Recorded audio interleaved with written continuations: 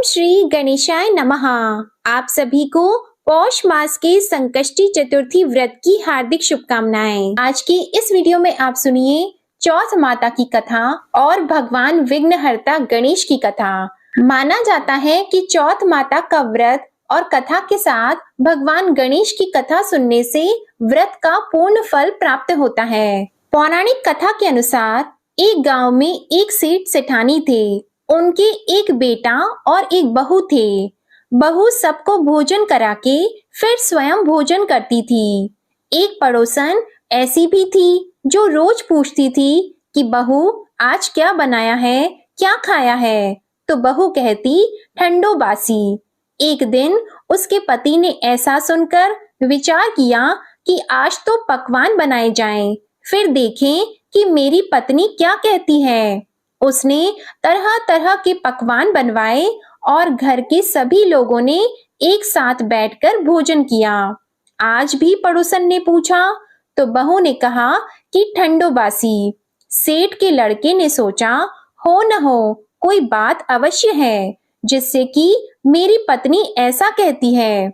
उसने पत्नी से पूछा तुम रोज ठंडो बासी खाया ऐसा क्यों कहती हो, जबकि हम सबने एक साथ बैठकर कई तरह के पकवान खाए। उसकी पत्नी बोली हम जो खा रहे हैं वह बाप बूढ़ों की कमाई है। जिस दिन आप कमा कर लाओगे उस दिन मैं समझूंगी कि ताजा भोजन कर रहे हैं। अब एक दिन लड़के ने माँ से कहा मैं एक बड़े शहर में कमाई करने जा रहा हूँ। माँ बोली बेटा अपने पास इतना धन है कि खाया नहीं खत्म होगा। माँ के मना करने पर भी बेटे ने स्वयं कमाने का दृढ़ निश्चय कर लिया और जाते समय पत्नी से कहा मैं जब तक कमाकर बहुत सा धन लेकर न आऊं तुम चूल्हे की आग मत बुझने देना। एक दिन चूल्हे की आग बुझ गई तो वह मन ही मन घबराने लगी, कहीं मेरे पति पर संकट तो नहीं आन पड़ा। जल्दी से पड़ोस में से आग लाकर चूल्हे में रख दूं, ऐसा विचार करके पत्नी पड़ोस में गई। वहां पड़ोसन चौथ माता का व्रत और पूजन कर रही थी। पड़ोसन ने कहा थोड़ी देर में आकर ले जाना। तो बहू ने पड़ोसन से पूछा आप यह व्रत क्यों करती हैं, इससे क्या मिलता है। पड़ोसन ने कहा चौथ माता के इस व्रत को करने से अन्न और लक्ष्मी मिलती है और अपनी मनोकामनाएं पूर्ण होती हैं। अब बहू भी चौथ माता का व्रत करने लगी। दीवार पर उसने चौथ माता का चित्र बनाया। उस दिन घी और गुड़ का चूरमा बनाकर रात्रि को चंद्रमा को अर्घ देकर उसने भोजन किया। ऐसा करते करते बहुत दिन हो गए। चौथ माता ने उस बहू के पति को सपना दिया कि साहूकार का बेटा तू जागे कि सोवे, तेरी पत्नी तुझे बहुत याद कर रही है, घर जाकर उसकी चिंता मिटा दे। तू दुकान खोलकर कंकु केशर का पगलिया बना के बैठ जाना, आज तेरा हिसाब किताब चुकता हो जाएगा। अब तो चौथ माता ने जैसा कहा था वैसा ही हुआ। उसने घर जाने की तैयारी की और गाड़ी भर के धन दौलत लेकर चल दिया। रास्ते में एक बड़ा सा काला नाग फन फैलाए बैठा था और कहने लगा आज तो मैं तुझे डसूंगा, छोड़ूंगा नहीं, आज तेरी आयु पूरी हो गई है। सेठ के लड़के ने कहा आज चौथ माता ने मुझे सपना दिया तो मैं पत्नी से मिलने घर जा रहा हूँ। वहाँ मेरी पत्नी बहुत चिंता कर रही है, मैं उससे मिलकर जरूर आऊंगा, तब तुम मुझे डस लेना। नाग ने कहा तुम शपथ पूर्वक कहकर जाओ तो मैं तुम्हें जाने दूंगा, परंतु लौट कर नहीं आए तो तुम्हारे घर आकर मैं तुम्हें डस लूंगा। इस प्रकार सांप को वचन देकर वह घर पहुंचा। वहां सभी से हंसी खुशी से मिला और भोजन करने उदास होकर बैठ गया। उसकी पत्नी ने उदास होने का कारण पूछा तो पति ने काले नाग वाली बात बताते हुए कहा कि यदि मैं उसके पास नहीं जाऊंगा तो वह घर आकर ही मुझे डस लेगा। पत्नी बहुत चतुर थी। उसने कहा कि आप घबराओ नहीं, लेट जाओ, मैं एक उपाय करती हूँ। पत्नी ने कमरे की 7 पेड़ी धोई, पहली पेड़ी पर रेत, दूसरी पर इत्र, तीसरी पर गुलाल, फूल, चौथी पर कंकु केशर, पांचवी पर लड्डू पेड़ा, छठी पर गादी गलीचा और सातवीं पेड़ी पर दूध का कटोरा भरकर रख दिए। इस प्रकार वह 7 ही पेड़ी सजाकर बैठ गई। आधी रात होते ही नाग आकर पेड़ी चढ़ने लगा।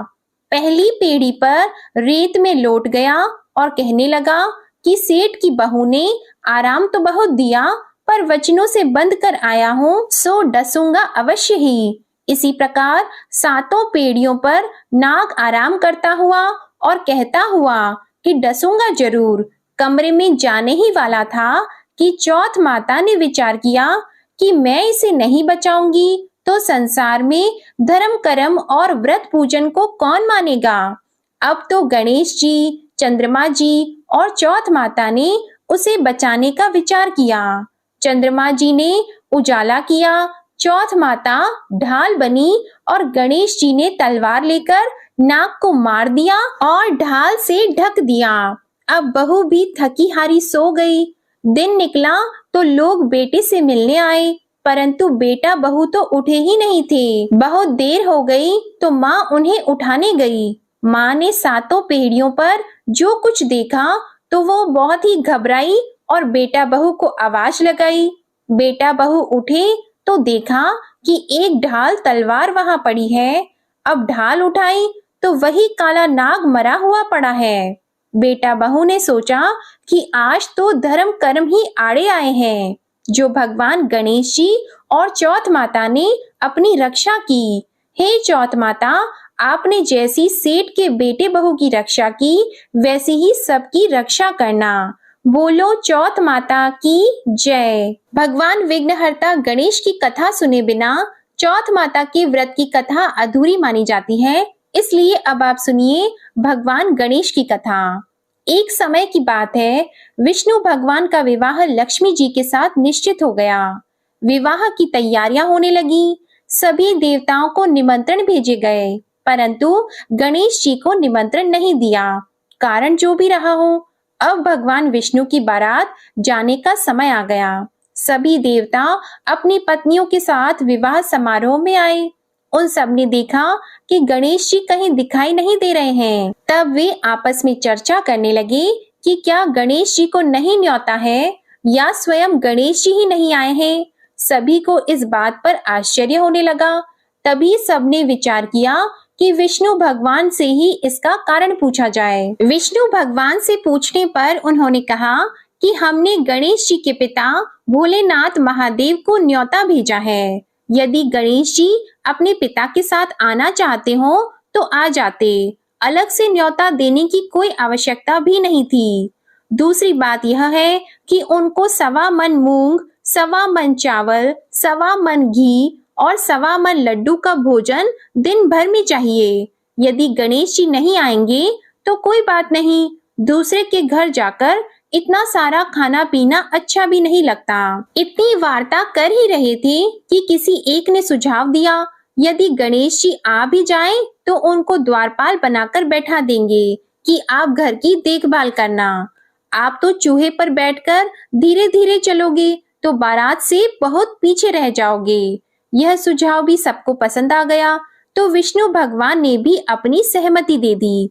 होना क्या था, इतने में गणेश जी वहां पहुंचे और उन्हें समझा बुझाकर घर की रखवाली करने बैठा दिया।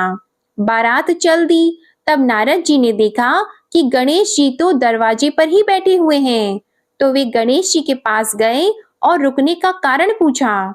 गणेश जी कहने लगे कि विष्णु भगवान ने मेरा बहुत अपमान किया है। नारद जी ने कहा कि आप अपनी मूषक सेना को आगे भेज दें तो वह रास्ता खोद देगी, जिससे उनके वाहन धरती में धंस जाएंगे।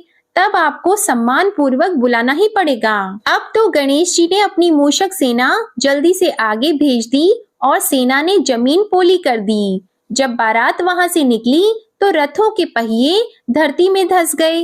लाख कोशिश करें परंतु पहिए नहीं निकले। सभी ने अपने अपने उपाय किए, परंतु पहिए तो नहीं निकले, बल्कि जगह जगह से टूट गए। किसी की समझ में नहीं आ रहा था कि अब क्या किया जाए। अब तो नारद जी ने कहा, आप लोगों ने गणेश जी का अपमान करके अच्छा नहीं किया। यदि उन्हें मनाकर लाया जाए तो आपका कार्य सिद्ध हो सकता है और यह संकट टल सकता है। शंकर भगवान ने अपने दूत नंदी को भेजा और वे गणेश जी को लेकर आए। गणेश जी का आदर सम्मान के साथ पूजन किया। तब कहीं रथ के पहिए निकले। अब रथ के पहिए निकल तो गए, परंतु वे टूट फूट गए तो उन्हें सुधारे कौन। पास के खेत में खाती काम कर रहा था, उसे बुलाया गया। खाती अपना कार्य करने के पहले श्री गणेशाय नमः कहकर गणेश जी की वंदना मन ही मन करने लगा। देखते ही देखते खाती ने सभी पहियों को ठीक कर दिया।